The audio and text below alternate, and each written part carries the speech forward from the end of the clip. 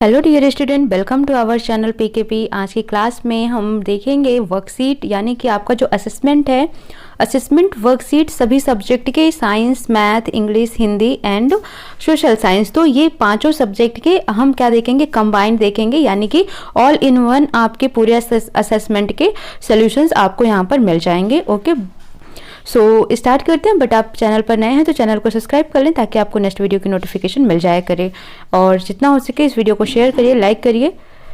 Start करते हैं। करना क्या है आपको इसमें, darken the circle against the correct option of the following questions with a pencil और पेन। ठीक है, आपको क्या करना है, डार्क करना है। जैसे फॉर एग्जांपल अगर मान लो ये वाटर करेक्ट है तो आपको क्या करना है, इस पे इस तरीके से डार्क सर्कल कर देना है, चाहे पेंसिल से करें आप, चाहे पेन से करें। ओके, तो स्टार्ट करते हैं। Leaves are generally green in colour due to the presence of, तो लीव ग्रीन इन कलर होते हैं क्योंकि इसमें क्लोरोप्लास्ट पाया जाता है। उस क्लोरोप्लास्ट का नाम क्या है, क्लोरोफिल है। तो सी इसका राइट आंसर है। तो आपको क्या करना है, यहाँ पर आपको डार्क कर देना है। ओके, तो जो लीव्स हैं इसमें एक ग्रीन कलर होता है जिसे क्लोरोफिल बोला जाता है, या फिर हम ये कह सकते हैं इसमें ग्रीन पिगमेंट होता है जिसकी वजह से ये जनरली हमें ग्रीन कलर की दिखाई देती है, तो इसे क्लोरोफिल बोला जाता है। और इसी के प्रेजेंस में ही फोटोसिंथेसिस होता है और प्लांट अपना फूड बनाता है। Which of the following is the function of stomata? तो आपने लीव्स देखी हैं, तो लीव्स में जब हम माइक्रोस्कोप से देखते हैं तो इस पे एक होल ऐसे छिद्र सा दिखाई देता है, रोम दिखाई देता है। इसमें ये जो रोम दिखाई दे रहे हैं छोटे छोटे, इन्हीं को स्टोमेटा बोला जाता है। ये गैसियस एक्सचेंज के लिए होते हैं, यानी कि जो लीव्स है ये क्या कर रही है, बाहर से वातावरण से, इन्वायरमेंट से ऑक्सीजन को लेती है, ठीक है, सॉरी कार्बन डाइऑक्साइड को लेती है और खुद से क्या करती है, ऑक्सीजन को रिलीज करती है। तो ये जो प्रोसेस हो रहा है इस लीव के थ्रू, यानी कि CO2 को इनटेक करना और ऑक्सीजन को आउट करना, तो ये प्रोसेस किसके थ्रू हो रहा है, तो इसी स्टोमेटा के थ्रू ही हो रहा है। तो इसका मतलब इसमें आपको आंसर्स क्या करना है, which of the following is the function of stomata, exchange of gases and transpirations. Okay, तो आपको यहाँ पर कर देना है colour. Which of the following should be done to reduce water pollution? So water pollution को हम कैसे रिड्यूस कर सकते हैं, ऑप्शंस देख लेते हैं तब हम इसके आंसर्स को करते हैं। Washing clothes in the river, तो इससे वाटर पोल्यूशन रिड्यूस नहीं होगा। Bathing animals in the river, तो इससे तो वाटर और ज़्यादा ही पोल्यूटेड हो जाएगा। Treating sewage before discharge into water, ये आपका करेक्ट है।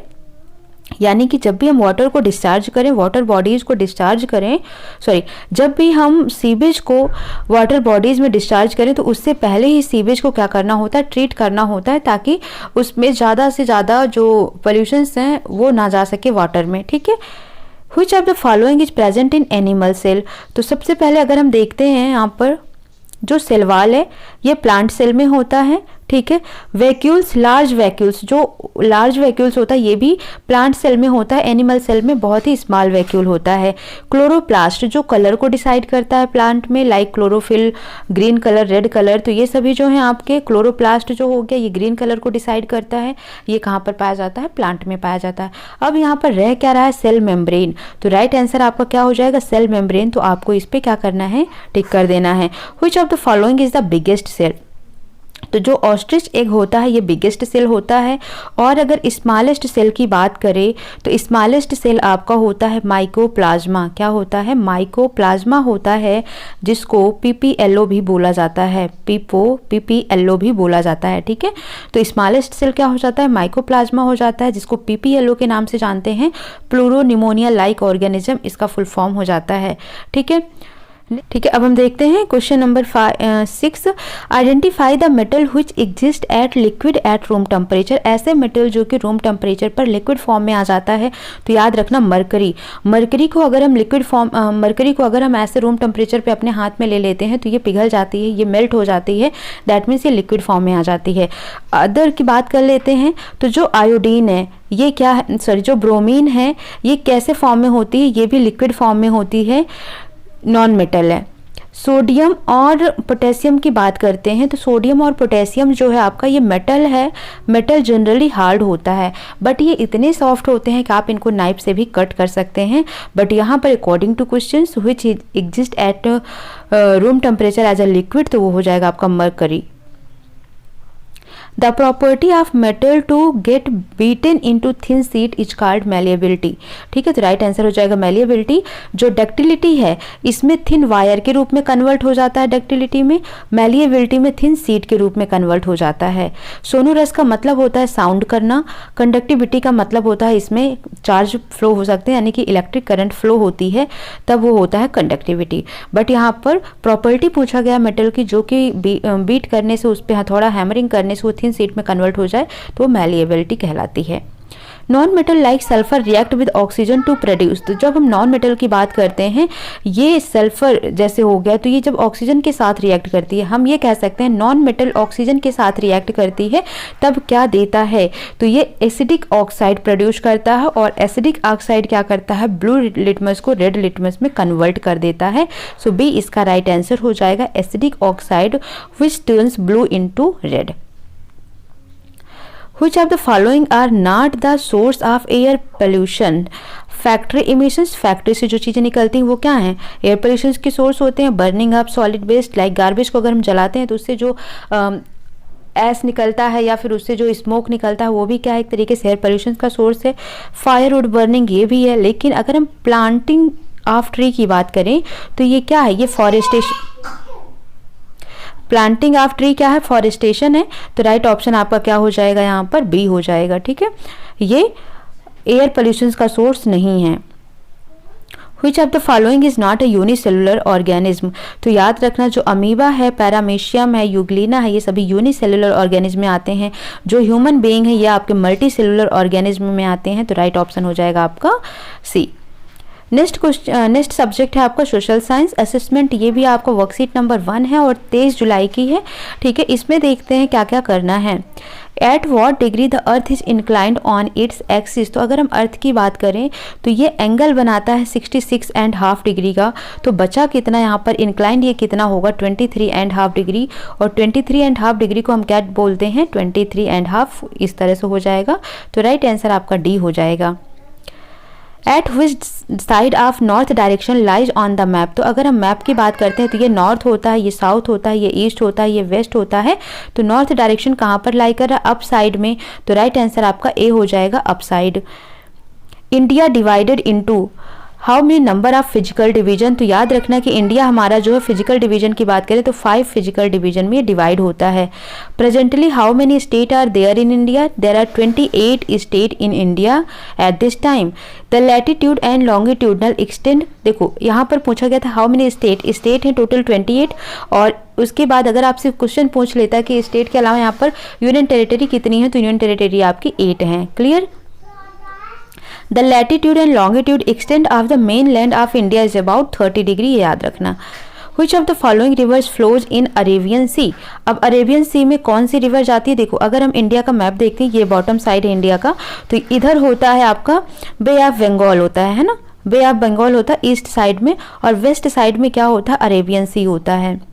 और अब अरेबियन सी में वही आते हैं जो कि उल्टी गंगा के रूप में बहती हैं। ठीक है, तो उल्टी गंगा कौन सी बहती है, तापी नदी बहती है। तो यहाँ पर आपका हो जाएगा तापी रिवर, इसका राइट आंसर हो जाएगा, यानी कि डी इसका राइट आंसर हो जाएगा। The standard meridian of India passes through, Mirzapur से पास होती है, डी इसका राइट आंसर हो जाएगा, Uttar Pradesh. which is the smallest state of India according to area.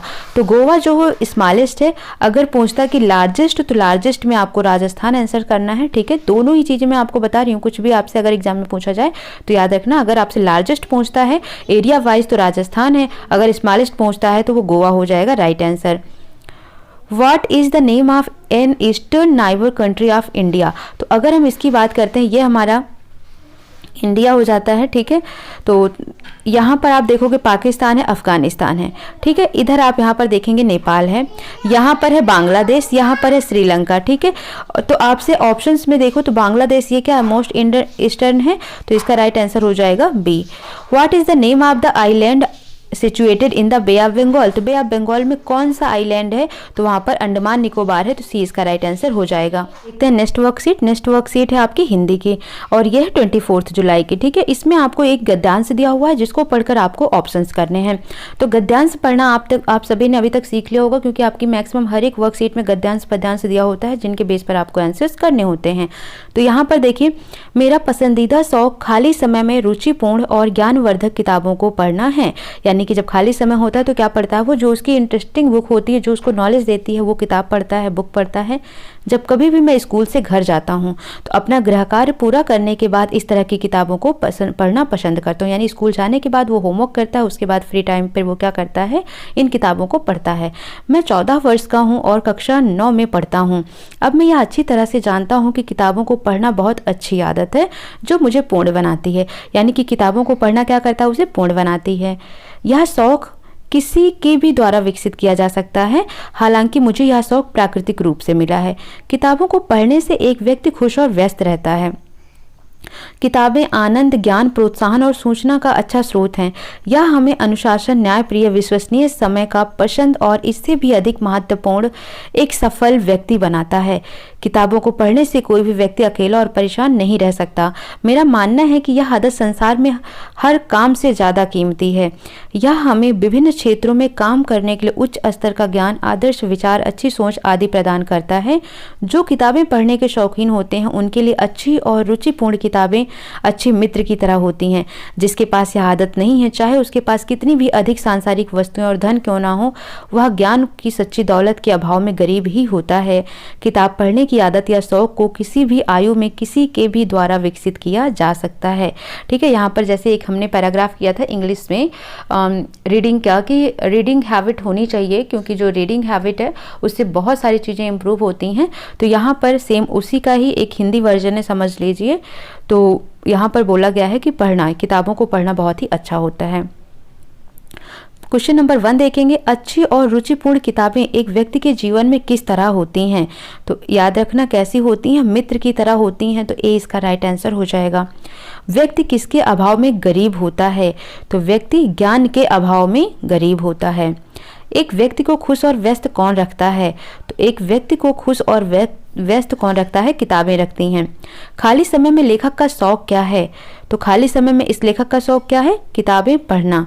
सफल शब्द का विलोम क्या है, तो सफल का क्या हो जाता है, असफल। ठीक है, सफल का असफल। 6 नंबर क्वेश्चन देखिए, अनुशासन शब्द में उपसर्ग और मूल शब्द अलग अलग होंगे। तो अनुशासन, तो अनु और शासन। ठीक है, तो आपका राइट आंसर क्या हो जाएगा, सी। विश्वसनीय शब्द में मूल शब्द और प्रत्यय होंगे। ठीक है, अब प्रत्यय क्या है, लास्ट में आया है नीय। ठीक है, तो यहाँ पर आप देखेंगे विश्वास है, मूल शब्द क्या है, विश्वास है, और क्या है इसका प्रत्यय क्या है, अनीय है। तो राइट आंसर हो जाएगा डी। उसके बाद यहाँ पर देखिए, खुश शब्द का समानार्थी शब्द होगा। समानार्थी, खुश का मतलब होता है प्रसन्न, तो इसका समानार्थी जो उसके जैसा है तो वो ए इसका राइट आंसर हो जाएगा। इन शब्दों में से तत्सम शब्द चुनकर लिखिए। ठीक है, तद्भव और तत्सम। तो तत्सम आपको क्या लगता है, जो संस्कृत शब्द होता है। तो यहाँ पर देखेंगे शौक, पाबंद, रुचि, दौलत। ठीक है, तो तत्सम शब्द यहाँ पर क्या है, तो ये हो जाएगा आपका पाबंद। पुस्तक और ग्रंथ शब्द किस शब्द का पर्यायवाची है। ठीक है, तो किसका पर्यायवाची है, किताब का पर्यायवाची है। ठीक है, आई होप आपको ये समझ आ गया होगा। अब 26 जुलाई की वर्कशीट है इंग्लिश की। ठीक है, तो नेक्स्ट वर्कशीट हम देखेंगे इंग्लिश की। Read the following passage and answer the questions 1 to 5. We must take proper care of our hair by keeping it clean. This remove the dirt and dust and prevent scalp infections. यानी कि हमें अपने hairs को proper clean करके रखना चाहिए, ताकि ये हमारे जो भी स्काल्प है, यानी कि जो स्काल्प का मतलब होता है कपाल, जो जहाँ पर बाल उगे हैं, ठीक है, वो क्या होता है, डर्ट और डस्ट से फ्री रहता है, तो इन्फेक्शन नहीं होता है। To have healthy hair we must eat a balance diet. हमें क्या करना चाहिए, बैलेंस डाइट को खाना चाहिए। We should eat lots of green leafy vegetables, fresh food, cereals, consumptions of amla juice as gourd juice and coconut water enhance hair growth. Vitamin B12 help to prevent hair loss and can be found in fish, egg, chicken and milk. We should avoid the intake of maida and deep fried dishes, sweet made of white sugar, soft drink, tea and coffee. If we follow a healthy regime of yoga and breathing exercise, we can have healthy hair. तो ये तो हो गया reading, हमने read कर दिया। अब ये बोला जा रहा है कि हमें अपने हेयर को क्या करना है, प्रॉपर क्लीन करना है ताकि वो डर्ट और डस्ट से फ्री रह सके, इन्फेक्शन फ्री रह सके। ठीक है, हेल्दी हेयर क्या करता है, बैलेंस डाइट से आता है और ये हमें कहाँ से मिलता है, green leafy vegetables, fresh fruit और सीरियल से मिलता है। आंवला जूस, एस्कर जूस और कोकोनट वाटर जो है हेयर ग्रोथ को इन्हेंस करता है। विटामिन B12 हेयर लॉस को प्रिवेंट करता है जो कि हमें फिश, एग, चिकन और मिल्क से मिलता है। हमें मैदा और deep fried fish dishes, sweet made white sugar यानी वाइट शुगर से बनी हुई मिठाइयाँ, सॉफ्ट ड्रिंक, टी, कॉफ़ी सभी अवॉइड करना चाहिए और हमें ऐसा रूटीन फॉलो करना चाहिए जिसमें योगा और ब्रीथिंग एक्सरसाइज हो जो हमारे हेयर को हेल्दी बनाता है। ठीक है, तो ये है, तो इसके बेस पर आंसर्स करना है। How can we keep our hair clean, तो क्या है यहाँ पर, बाई कीपिंग इट क्लीन, तो इसका राइट आंसर हो जाएगा C. A balance diet means a combination of protein, carbohydrate, vitamin and fat, तो राइट ऑप्शन आपका हो जाएगा D. We should avoid the intake of, किसका अवॉइड करना चाहिए, तो maida and deep fried fishes dishes को क्या करना चाहिए, अवॉइड करना चाहिए। We can have healthy hair by, कैसे हो सकता है, practising yoga and breathing exercise, C इसका राइट आंसर हो जाएगा। Find A word from the passage which means same as the regime, तो रिजाइम का मतलब क्या होता है, रूटीन। ठीक है, तो इस तरीके से अगर आप पैराग्राफ को बहुत ही अच्छे से पढ़ लेते हैं ना तो आपको बिना पैराग्राफ देखे ही सबके आंसर्स मिल जाते हैं। नेक्स्ट है, Ankita and her parents walked around the park. ठीक है, यहाँ पर आपको आर्टिकल बताना है कि कौन सा करेक्ट आर्टिकल होगा, तो यहाँ पर द पार्क होगा क्योंकि ये स्पेसिफिक पार्क की बात कर दिया कि उसके घर के सामने जो पार्क है उसकी, तो द पार्क हो जाएगा। अनिल बारोड, ठीक है, Anil borrowed story books for children from his neighbour. ठीक है, तो कैसी, Anil borrowed a story book for children from his neighbours. Yesterday I watched an amazing, तो अमेजिंग क्या हो जाएगा, एन क्या हो जाएगा, यहाँ पर लग जाएगा। Yesterday I watched an amazing movie. My grand mother gifted me a beautiful dress on my birthday, तो ए इसका राइट आंसर हो जाएगा। To control the pandemic we must practise covid appropriate behaviour. Okay, so इस तरीके से आपको note कर लेना है। आई होप आपको क्लियरली समझ आ गया होगा। और आज की आपकी लास्ट वर्कशीट है 27 जुलाई की मैथमेटिक्स की। क्वेश्चन नंबर 1 है, the average monthly salary of a worker is 8200 rupees. If there are 45 workers in a factory then total expenditure incurred in expenditure is, तो क्या होगा, ये दिया हुआ है in average monthly salary of, एक वर्कर की सैलरी दी हुई है, कितना है, एक वर्कर की सैलरी है 8200 रुपीज़, तो 45 वर्कर्स की सैलरी क्या होगी, तो आपको क्या करना है 8200 को 45 से मल्टीप्लाई कर देना है। ठीक है, तो जब आप इसको मल्टीप्लाई करते हैं तो यहाँ पर डबल जीरो है तो ये डबल जीरो हो जाएगा। 45 टू जा, तो 45 टू जा क्या होता है 90 हो जाता है, तो यहाँ पर जीरो हम कर देंगे, 9 आ जाएगा इसका कैरी, और 45 8 जा क्या हो जाएगा, तो यहाँ पर 8 से मल्टीप्लाई करके देख लो, 8 5 जा 40 और 8 4 जा 32 और 32 में 4 ऐड कर दो तो 36 हो जाएगा, इसमें 9 ऐड कर दो तो ये 369 आ जाएगा, तो यहाँ पर क्या हो जाएगा 369, तो इसका राइट आंसर हो जाएगा सी 369। ठीक है, यानी कि 3,69,000 हो जाएगा, यानी कि सी इसका राइट आंसर हो जाएगा। डायरेक्टली क्या करना है, इन दोनों को मल्टीप्लाई कर देना है। The population of a town is 4,50,772. In a survey, it was reported that 1 out of every 14 person is illiterate. In how many illiterate persons are there in the town? तो क्या करना है, कैसे निकालना, आप इसको 14 से डिवाइड कर दीजिए, किसको 4,50,772 को 14 से डिवाइड कर दीजिए, 14 3 जा क्या हो जाएगा 42। ठीक है, 3 यहाँ पर आ जाएगा माइनस करके, 14 2 जा 28, माइनस करेंगे तो 2 आ जाएगा 27, 14 1 जा 14, तो यहाँ पर माइनस करिए तो ये आ जाएगा 3 और 1। ठीक है, फिर से 7 आ जाएगा, तो 14 3 2 1 कहाँ पर है, इसी में है, तो ए आपका राइट आंसर हो जाएगा। फिर 9 जा जाएगा, फिर 8 जा जाएगा, ठीक है। तो जब हमको 3 ऑप्शंस तक मिल गया है, 3 2 1 कहीं नहीं है, केवल इसमें है, तो आपका राइट आंसर हो जाएगा ये। The product of a monomial and a binomial, तो जब बाइनोमियल जैसे इस तरीके से है, जब इसको हम एक मोनोमियल से प्रोडक्ट करेंगे तो हमको क्या मिलेगा, बाइनोमियल ही मिलेगा, तो राइट आंसर हो जाएगा B. Which of the following is correct, a minus B whole square is equal to A square plus B square plus 2ab, तो बट यहाँ पर इन्होंने माइनस दिया है तो ये रॉन्ग हो गया। a minus B whole square is equal to A square plus B square minus 2ab, तो ये करेक्ट है। A square a minus b का होल स्क्वायर ये इनकरेक्ट है, ये इनकरेक्ट है, तो करेक्ट क्या है आपका बी करेक्ट है, ठीक है। तो बी इसका करेक्ट फॉर्मूला है। Sum of A minus B plus A B, B plus C, तो बी के नीचे बी लिख दीजिए, प्लस सी यहाँ कहीं लिख दीजिए, माइनस बी सी आप यहाँ कहीं लिख दीजिए, प्लस सी, तो प्लस सी है तो प्लस सी यहाँ लिख दीजिए, माइनस ए है तो माइनस ए इसके नीचे डाल दीजिए, और माइनस ए सी है तो माइनस ए सी कहीं नहीं है तो यहाँ पर लिख देते हैं। तो देखिए क्या क्या टर्म बचा है, ए से ए कैंसिल हो गया है, बी से बी कैंसिल हो गया है, ठीक है। तो सी और सी कितना हो जाएगा, 2c हो जाएगा, minus A B sorry plus A B minus B C minus A C, ठीक है। तो आपका राइट आंसर हो जाएगा A, 2c plus A B minus A C minus B C, तो ए इसका राइट आंसर हो जाएगा। कुछ नहीं जोड़ना है, कुछ चीज़ें कैंसिल आउट हो जाएंगी बस।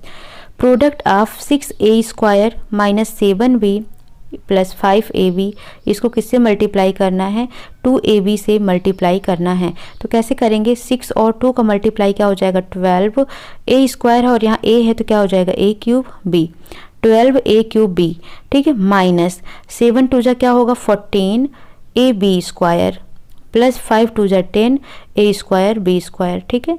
तो ये हो जाएगा। अब ये कहाँ पर आपको मिल रहा है, देखिए 12a cube b minus 14ab square plus 10a square b हमको मिल रहा है कहाँ पर, b ऑप्शंस में, तो आपका ये राइट आंसर हो जाएगा। Square of 3x plus 4y, इसका आप स्क्वायर निकालेंगे तो ये हो जाएगा 3x square plus 4y square plus 2 into 3x into 4y। 3x square का मतलब हो गया 9x स्क्वायर, है ना, तो ये 9x स्क्वायर यहाँ पर मिल रहा है। 4y मतलब 16y स्क्वायर, 2 3 जा 6 6 4 जा 24xy, तो हमको ये सभी मिल रहा है किसमें, सी में, तो सी इसका राइट आंसर हो जाएगा। फैक्टराइज फॉर्म ऑफ दिस, तो देखो यहाँ पर क्या दिया हुआ है आपको, are square minus 10r plus 21। अब ऐसा फैक्टर लीजिए जिसको मल्टीप्लाई करने पर 21 आए प्लस माइनस करने पर 10 आए। तो अगर हम 7 और 3 को लेते हैं तो 7 3 जा 21 हो रहा है, 7 प्लस 3 करते हैं तो क्या आ रहा है यहाँ पर 10 आ रहा है। तो जिसमें 7 और 3 हैं वही आपका राइट आंसर हो जाएगा, बट कैसे, माइनस में, तो ये वाला आपका बी राइट आंसर हो जाएगा, ठीक है। क्योंकि माइनस और माइनस का मल्टीप्लाई प्लस, यहाँ पर प्लस ही चाहिए, तो आपका बी इसका राइट आंसर हो जाएगा। 9th वैल्यू फाइंड आउट करनी है। अब देखो इसको मैं यहीं पर डायरेक्ट करके दिखाती हूँ। 7 इनवर्स को हम लिखते हैं 1/7, 8 इनवर्स को हम लिखते हैं 1/8, इसका हो जाएगा इनवर्स, माइनस 3 इनवर्स को 1/3, 4 इनवर्स को 1/4, फिर इसका इनवर्स हो गया। ये हो जाएगा क्रॉस मल्टीप्लाई, 8 1 जा 8 माइनस 7 अपॉन में 56 का इनवर्स, फिर -4 -3 अपॉन में 12 का इनवर्स हो जाएगा, ठीक है। तो 8 - 7 1 हो जाएगा, 56 1/56 का इनवर्स है ये, -1/12 का इनवर्स है, ठीक है। तो जब हम इसको देखेंगे तो ये हो जाएगा 56 - 12, और 56 में से 12 को माइनस करेंगे तो 44 इसका राइट आंसर हो जाएगा।